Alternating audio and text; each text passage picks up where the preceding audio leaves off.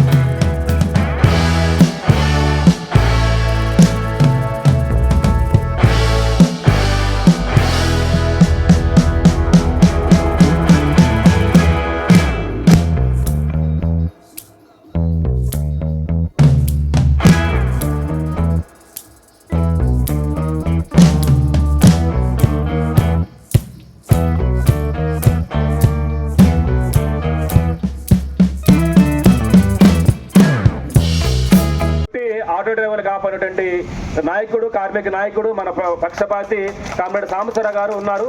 ఆయన ఎమ్మెల్యే కావడం అదృష్టం. ఆయన ఎమ్మెల్యే అయిన తర్వాత అసెంబ్లీలో కూడా మన ఆటో డ్రైవర్ల సంక్షేమం గురించి, ఉపాధి గురించి సుమారు అర్ధగంట సేపు ఆటో డ్రైవర్ల గురించి మాట్లాడడం జరిగింది.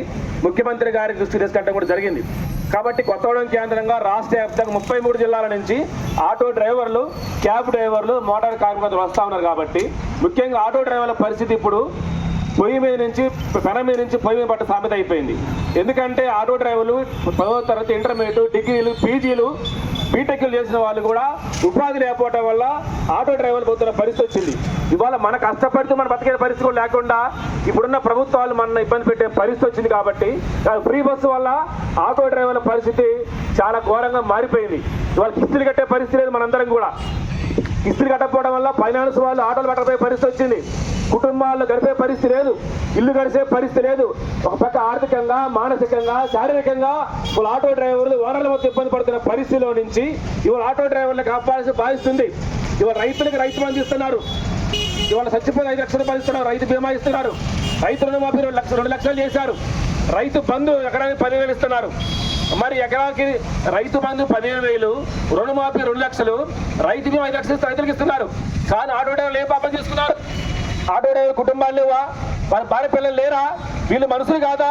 వీళ్ళు తెలంగాణ ప్రజలు కాదా అని చెప్పేసి ఈరోజు ప్రభుత్వాన్ని పరిశీలిస్తాను. అందుకనే ఎవరికైతే ఈరోజు రైతులకు ఎట్లా ఇస్తున్నారో, రైతులకు ఇస్తున్న రైతు బంధు పథకం లాగానే ప్రతి సంవత్సరము ఆటో డ్రైవర్కి ₹1,00,000 ఇవ్వటంలో ఏమన్నా ఈ తెలంగాణ ప్రభుత్వం నష్టపోద్దా అని అడుగుతుంది ప్రభుత్వాన్ని. కాబట్టి ఈ రేవంత్ రెడ్డి ముఖ్యమంత్రి గారు ప్రజాపాలన ఉన్నటువంటి మంచి ముఖ్యమంత్రి వచ్చారు. కాబట్టి వారు మంచి ఉద్దేశంతో ప్రతి ఆటో డ్రైవర్ కుటుంబాలకి సంవత్సరానికి ₹1,00,000 ఇవ్వాలని చెప్పేసి ఏఐటీసీగా మీ ప్రభుత్వాన్ని ముఖ్యమంత్రి డిమాండ్ చేస్తా ఉన్నాం. అదేవిధంగా ఇలా ట్యాక్స్ పేరుతో వేధిస్తా ఉన్నారు. అన్ని రకాల ట్యాక్స్లు రద్దు చేయాలని కోరుతా ఉన్నాం. అదేవిధంగా ఇవాళ ప్రభుత్వం ప్రభుత్వమే ఇవాళ మత్స్యకారులకి, గీత కార్మికులకి, వృత్తిదారులకి ప్రభుత్వం వృత్తి సరఫరా వృత్తి సంబంధించినటువంటి పరికరం మొత్తం ఉచితంగా ఇస్తా ఉన్నారు. మరి మనకెందుకు ఇయ్యారు? కాబట్టి ప్రభుత్వమే బ్యాంకులతో మాట్లాడి ప్రతి ఆటో కార్మికుడికి ఫైనాన్స్ ద్వారా ఆటోలు ఇప్పించాలని కూడా ఈ ప్రపోజల్ పెడతా ఉన్నాం. కాబట్టి ఈ సమస్యలు పరిష్కరించడం కోసం ప్రభుత్వం మీద ఒత్తిడి తీసుకురావడం కోసము ఈ మహాసభ జరుగుతా ఉంది. కాబట్టి ఈ మహాసభలో ఆటో డ్రైవర్లు అందరూ కూడా ఒక్కరోజు మీరు 22వ తారీఖు ఆదివారం సెలవే ఉంది కాబట్టి అందరూ కూడా ఆటో డ్రైవర్లు అందరూ కూడా మొత్తం కూడా కొత్త రావాల్సిన విజ్ఞప్తి చేస్తా ఉన్నాం.